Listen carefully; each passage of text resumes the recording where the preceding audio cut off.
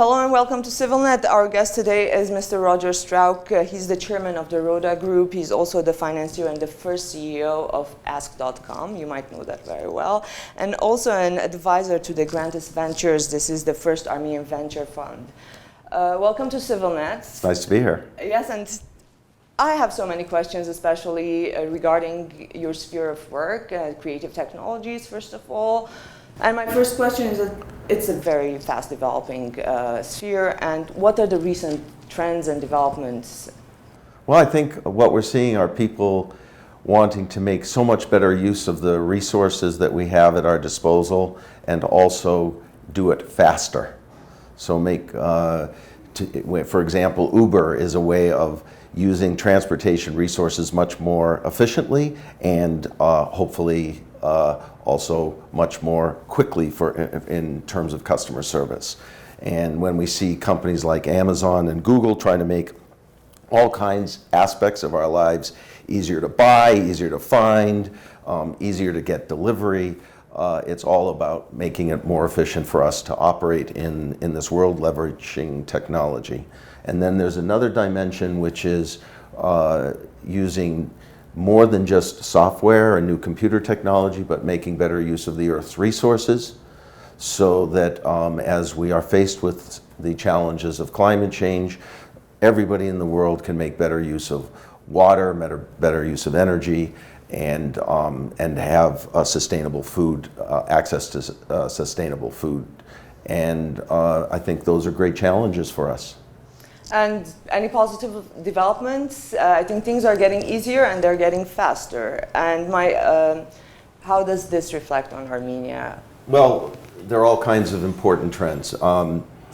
Obviously, from all of our points of view, we're getting more and more power in our hands. So mobile technology is very important to all of us. What is a little less obvious to some people are all the advances in material science technology that make this and many other things possible. So for example, advances in materials that make possible more efficient and less costly transportation from even locally to across the world with airplanes.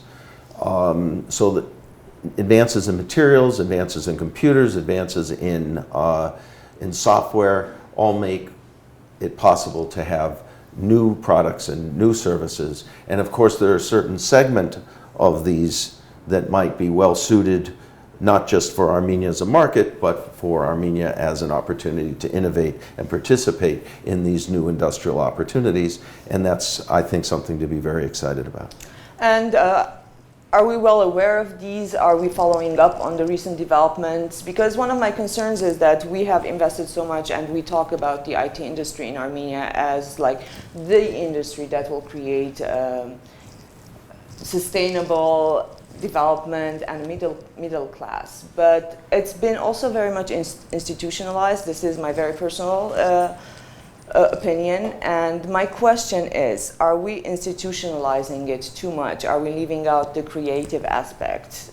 Well, let's look at various aspects. So I'll make some broad statements about the IT industry. Well, fortunately, this is something I've been involved in for 16 years. I was first invited by the government 16 years ago to start working with the IT industry to try to bring what ideas and learning experiences we've had and wisdom from Silicon Valley and share it with friends and colleagues in Armenia. And so I've learned a lot in doing that, and also most importantly from the Armenians who are trying to take advantage of these new information technology opportunities. But specifically, I think we're doing some things very well here, and we could improve other aspects. I think it is quite reasonable to look to information technology as a major growth opportunity for Armenia. In fact, it's never been better. It's never been better because we now have a number of things that are really right for us. Because of the internet, because of all the advances in the services on the internet, we can create intellectual property here and export it to the world very inexpensively. So if it is really a cool product or service, it's not difficult at all to share it with the rest of the world. That's very important. It wasn't true even 10 years ago. And the other thing that's happening is that Yerevan in particular is a particularly pleasant place to be. it's a good place to have food and drink and friends and family and education. And where I live in the Silicon Valley area, it's expensive, it's crowded, and it's highly competitive. And so sometimes all of that can be very distracting to focusing on work and then all the family structure that it takes to support us when we're working hard. So I think that just the improvements in the lifestyle here and the culture here to make it accessible to what you just called middle class is really a tremendous platform to offer Armenians here and diasporan Armenians to come here and create and then export intellectual property. Yeah. We're talking about exporting intellectual property, and also a lot of people who work here, it's because international companies have outsourced their work to Armenia. Is there an internal market for IT technologies in Armenia? Sure, there's a modest internal market, but of course, I mean, in the banking system, there have been some, e-payment systems that make people's life easier. But this is not a large market, and in and of itself, it's not something I would encourage people to focus on. There may be near-term opportunities. You can build a system here, supply a new widget into this market, but I think that the intellectual property capabilities, development capabilities of young Armenian and even more mature Armenian professionals can be relevant on a global scale. So I would suggest that maybe they could test some of their ideas here, which would be fine, but try to develop an idea that has a world market. And on a global scale, where does really Armenia stand? Because we speak of the IT and development in Armenia from somewhat of a bubble. Mm-hmm. And from with an outside view, where does really Armenia stand with its potential in the industry? Well, this is something I feel particularly strongly about. I mean, most IT Armenians now know of a company like Pixart, which is beginning to get some global attention. But I think it's only an example of the kind of talent that we have here now. We have a critical mass of talent now. We don't just have talent, we have critical mass. Just like in Silicon Valley, we get value from talking to one another's colleagues, and we get relevant feedback and relevant support. This is now happening in Armenia. We have a critical mass of engineering and marketing, increasingly marketing talent to create new products and services that have a significant in the global marketplace. And that is also, as I said earlier, thanks to, it's a very pleasant place to live. So I think, and it's less expensive than places that are also nice to live. But in our case, there are things that we could do better in the Armenian market. We could do a better job of not just building something because we can, but building something that is sort of better. So a lot of people got into gaming because they could. Very few of the gaming technology companies will be successful. Some will be, but very few. Mainly because they're not better. And it's hard to create a game anywhere in the world. I mean, it's hard in Silicon Valley, it's hard anywhere in the world, in India or China, to create a game, 1 out of 1,000, 1 out of 10,000. And it's, we're smart here, but we're not going to be, in that sense, smarter on a percentage basis than the rest of the world. With the gaming in the sphere, for example, I think a lot of it is going because there are so few Armenian games, or games that teach Armenian culture or Armenian language. I think that's a lot of small companies are capitalizing on that. Right, the marketplace for that is modest. So, I mean, we can have a few companies, but not all of our talent should be focused on that. So it makes sense to have a few people who think they can have a great educational tool for Armenians both here and the diaspora, but the total market is maximum 10 million people, not all of whom are going to be buying this kind of technology. Whereas in the case of educational software or photo editing and creative sharing software, the market is in the billions.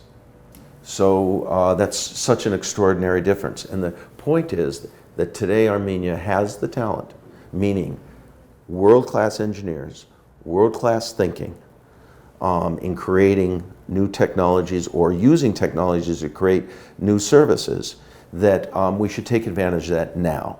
And we should focus that energy on addressing large markets. And where we can do better is how we go, first of all, believing that we can do that and doing it. And then secondarily, thinking about our position in a competitive sense. As a venture capitalist, I review a lot of business plans. And in general, one of the weakest points in most business plans presented to me in America are having the technology startups comparing themselves to their alternatives, to the competition. And in Armenia, we do that particularly poorly. We need to do that a lot better. We need to think about how we're really better, not just as good as. And we really shouldn't spend a lot of time just to be good as good as. We need to be better. And our people, our talent here can do that, but they have to focus on it to get there. And well, it should be a package, and it's a success package. It's not only about creating, it's not only about being able to do better. And you said the competitiveness factors. What other factors are there, like maybe marketing or presentation? What yeah, we need to do a better job of thinking of how our product service compares to others and why it's better. And that's not just in functionality, but in price.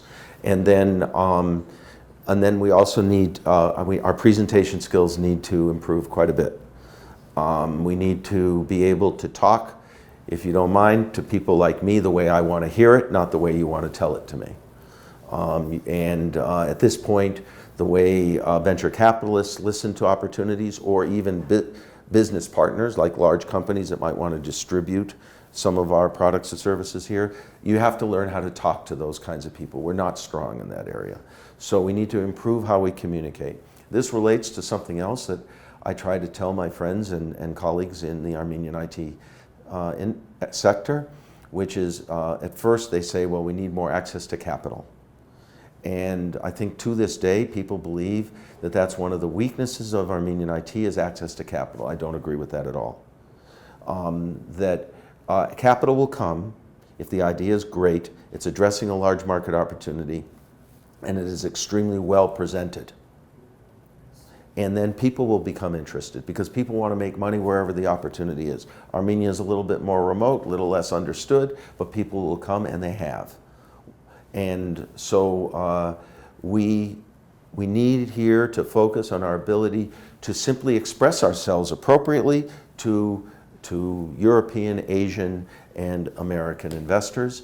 We can do that because, again, the community here has excellent language skills, but you just need to practice and learn how to communicate in a way that the listener wants to hear. More internationally. And are there a lot of collaborative ventures in the IT sector? Because my personal impression is that everyone's doing their thing, everyone's pushing their thing, and there's little collaboration amongst Armenian IT companies. Is this... We could do better.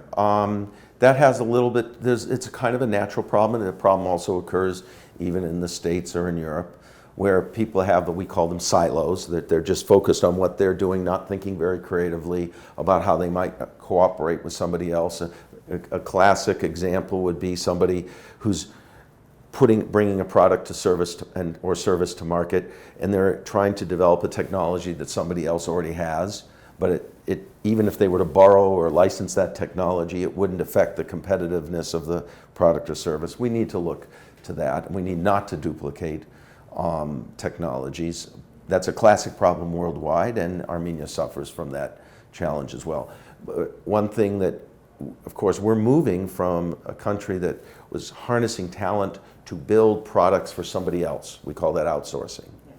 And of course, our professionals realize that it'd be nice to have more control over our own destiny by building our own products and services, and that makes a lot of sense.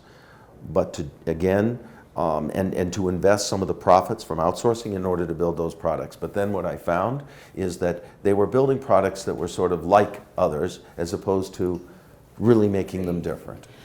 Can we say that the IT sector in Armenia is more of in a transitional stage at the moment, or is it already an established? Because from our conversation, we need to look more into this, and we need to look more into that. We need to cultivate our skills of presentation and this and that. Is this a transitional thing? I would use different words. We should no longer be in the defense mode. We're in the offense mode. We do not have to feel insecure about our assets, our people, our ability to produce technology and to export it. So we need to go into offense, and we need to do a better job of offense. And earlier you mentioned in a first question, you mentioned natural resources. How do you come into that conversation? Well, most of my professional life in the States is devoted to building new companies that are building fundamental technologies to address the issues associated with climate change.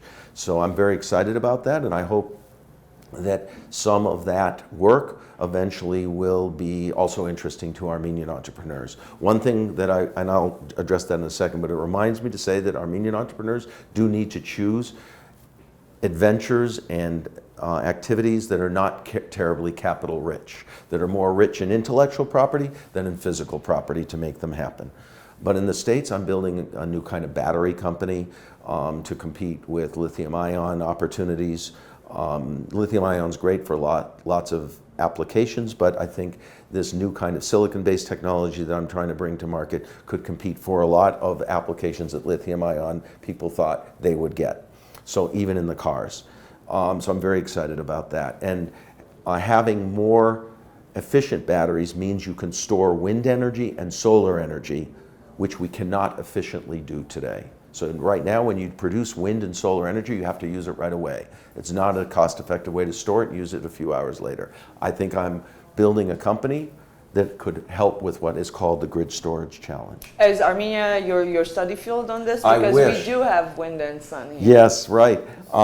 Maybe someday. I hope so.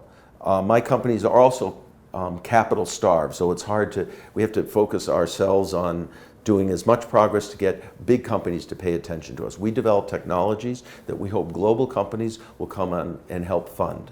The same thing that we can and should do here.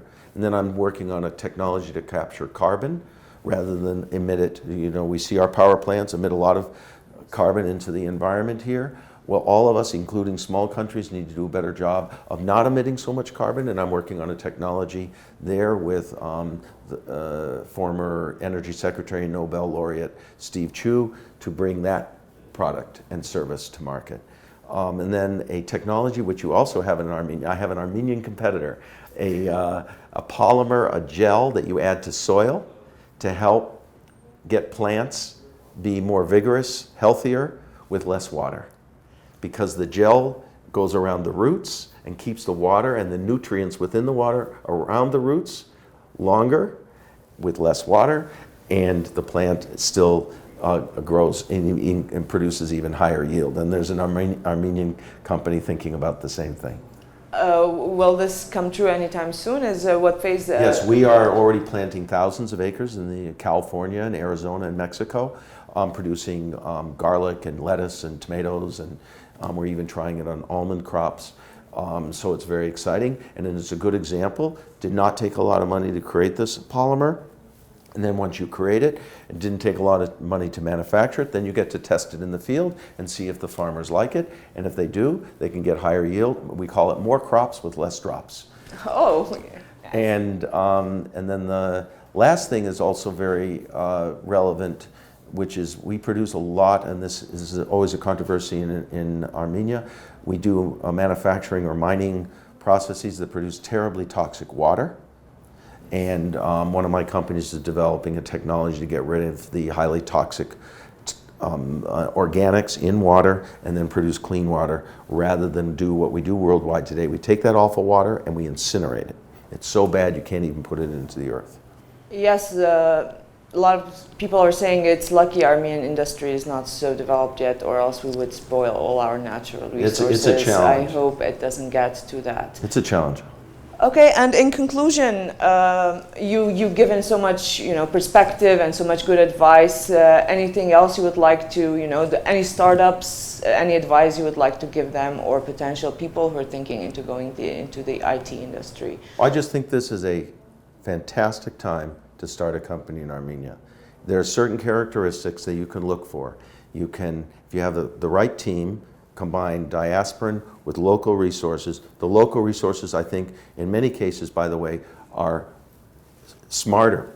Just attract some diasporan to support if you don't have enough we don't have enough engineers here, which is an issue. We need to educate more engineers per unit time. We need to do a much better job of that. But people here have come up with some great ideas. They can attract not only local resources, but diasporan resources to join a wonderful environment. What REPAD Armenia has done, for example, is fantastic, offering a platform to make it easier to come here, and have confidence that the Armenian IT community can make a big difference on a world scale, do a product or service that is well matched, doesn't require millions and millions of dollars to build, requires smarts, hard work, and a little money. I think we'll see some great successes, and those successes will fuel other successes. Thank you very much. Thank you, Rubina. And I hope you found our interview informative. Thank you for joining us.